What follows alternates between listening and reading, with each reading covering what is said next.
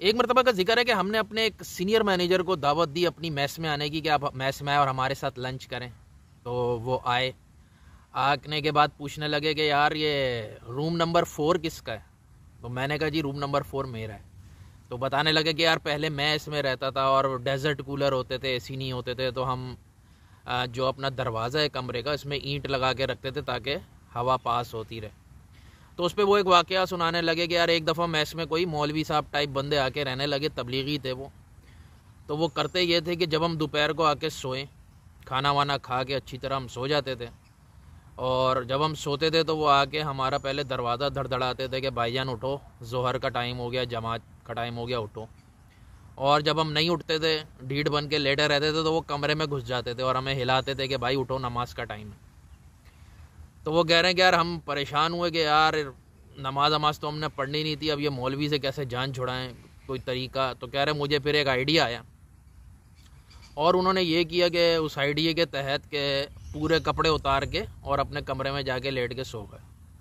अब जब मौलवी साहब आए उठाने, पहले उन्होंने वही थोड़ा सा नॉक किया, फिर जब वो अंदर आए तो अंदर आके उन्होंने फिर अस्तगफिरुल्लाह करते हुए वो जो भागे, तो वो उस दिन के बाद फिर कभी नहीं आए। तो ये वाक़या जब उन्होंने सुनाया, ज़ाहिर है सभी हंस रहे थे और कि यार वाह जी वाह, मौलवी को ऐसा कटा दिया कि बस। तो अब बाद में खैर मैंने सोचा कि यार क्या ये उन मौलवी साहब का नुकसान हुआ या इनका नुकसान हो गया। एक सोचने की बात है कि वैसे तो आप हंस रहे हो, ठीक है। तो अब लम्स के स्टूडेंट ने, जो निगरान वज़ीर आज़म ने लम्स का दौरा किया, तो लम्स के स्टूडेंट ने उनसे जी बड़े सख्त सवालात किए और उन्हें ओहो भगा दिया। और ये तो ये बार बार आ रहा था फेसबुक पे इधर उधर। मैंने कहा यार मैं भी तो देखूं कि यार कौन से ऐसी चीज़ें की जिससे वो घबरा गए और वो भाग गए, हाथ छोड़ गए और स्टूडेंट जीत गए और पीएम हार गया भाई ज़बरदस्त।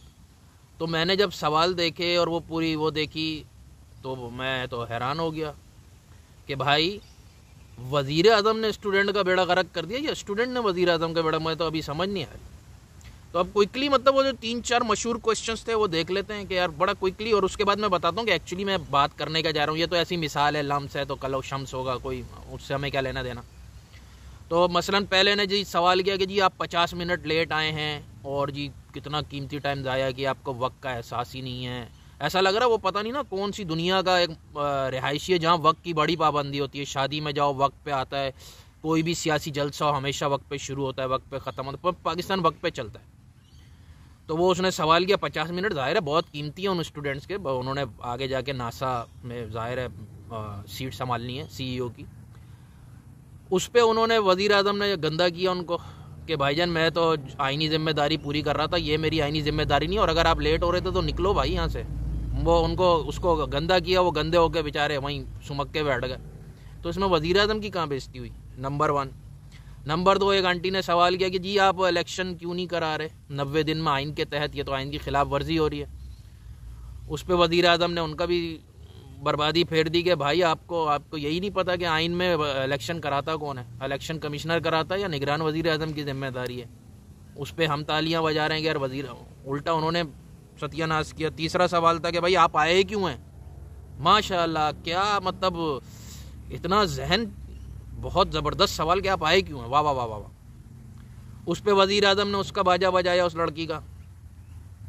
आखिर में वो भाई एक कोयटा का लड़का था जी, और जी उससे उन्होंने पहले वो पूछा कहाँ के हो, यहाँ के हो। फिर उन्होंने मतलब ख़ुद भी बलोचिस्तान के, तो उन्होंने बलोचों के सबको ही रगड़ दिया कि भाई तुम टैक्स क्या देते हो, तुम करते क्या हो, तुम्हारा कंट्रीब्यूशन क्या है, उनको भी रगड़ दिया। अब मैं ये कहता हूँ, मैंने एक दफ़ा एक वीडियो किया था जिसमें सहाफ़ियों ने इमरान खान से बदतमीज़ी की थी। इमरान खान उस वक्त वज़ीर आज़म थे। तो मैंने वीडियो किया था कि यार ये नहीं करना चाहिए। इमरान खान वज़ीर आज़म पाकिस्तान है, बिल्लू बर्फ़ वाला नहीं है। सहाफ़ियों को तमीज़ आनी चाहिए। ये हर कोई सहाफ़ी 2 लाख रुपए दे के प्रेस का कार्ड बन के सहाफ़ी, बदतमीज़ी करके सहाफ़ी।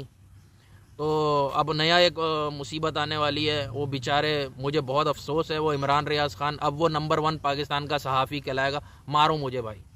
तो यही है हमारा खलीलुर रहमान नंबर 1 राइटर है हमारा, और या मकबूल जान जो है हमारा नंबर 1 थिंकर है। फिर ये मैं तो कह रहा हूँ अगर यही हमारे नंबर 1 है तो बस फिर अल्लाह ही माफ़ है, क्या करा जाए।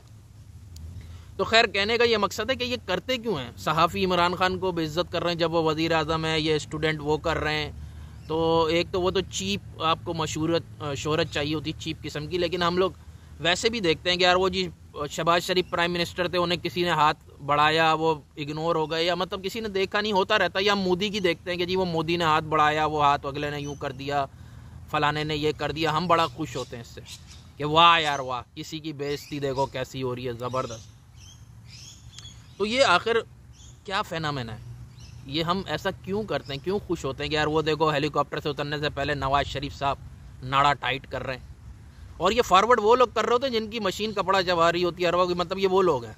अब मैं क्या बोलूँ इन लोगों को। तो बहरहाल हमारा तो खैर फोकस ये ज़ाहिर है, इश्यूज़ वगैरह तो हमें पता ही नहीं कि मुल्क क्या होता है, इश्यूज़ क्या होते हैं, रियासत क्या होती है, सियासत, भाई यही चवन्नी आइटम। तो अब क्या है कि अब ये हमारी आदत बन चुकी है, भाई हमारा पीएम जितना जलील हो हम खुश होते हैं, ठीक है। चंद्रयान चांद पे नहीं पहुंचा, हमने बहुत खुशियां मनाई। इंडिया फाइनल हार गया, हम बहुत खुश हैं। मोहल्ले में, ख़ानदान में किसी का बच्चा अच्छी प्रोग्रेस नहीं कर रहा, हम बहुत खुश हैं। तो आखिर ये इंडिकेटर किस चीज़ का इंडिकेटर है, ये क्या जाहिर करता है आपके माइंड की कंडीशन में। तो जिस तरह एक होता है ग्रोथ माइंडसेट, तो ग्रोथ माइंडसेट की अगर आप उलट देखोगे तो आएगा फिक्स माइंडसेट। यानी कि एक तरफ ग्रोथ माइंडसेट होता है ग्रो करने के लिए, एक होता है फिक्स माइंडसेट के यार जो है बस भाई ठीक है यार, बस हालात पे डाला हुआ। ये जो इंडिकेटर है कि जो हम दूसरे की सिर्फ वही तलाश करते रहते हैं वीडियोस में, तस्वीरों में, इसमें, ये एक, मैं तो कहता हूँ ये फिक्स माइंडसेट से भी बहुत नीचे की चीज़ है, और उसे कहना चाहिए डिक्लाइन माइंडसेट, डिक्लाइन। और ये जब होता है कि जब आप अपने आप को बेबस महसूस करते हो। एक तो आप एक्शन नहीं लेना चाहते, कामचोर, हरामखोर, 2 नंबर आप होते हो, मुकाबला आप नहीं कर सकते, स्किल आपके पास नहीं है दुनिया से लड़ने की या ख़ानदान से लड़ने की या हिल के कुछ करने की, आप बेबस होते हो। तो अब आप इसी पे ही खुश हो जाते हो कि यार वो देखो दूसरे के साथ क्या हुआ। यानी कि भागते हुए लोग जब गिर जाते हैं तो उन पर पता है कौन हंस रहा होता है, वो जो साइड में नहीं बैठे हुए, जो कि वॉक भी नहीं कर रहे होते, सिर्फ बैठे होते हैं, वो कामचोर लोग, वो ढीठ और बेगैरत लोग, वो हंसते हैं किसी के गिरने पे कि यार वो फलाना फेल हुआ। कौन हंस रहा है? जो इसने कभी स्कूल की शक्ल नहीं देखी, वो किसी की डिग्री में, सेमेस्टर में फेल होने पे हंस रहा है।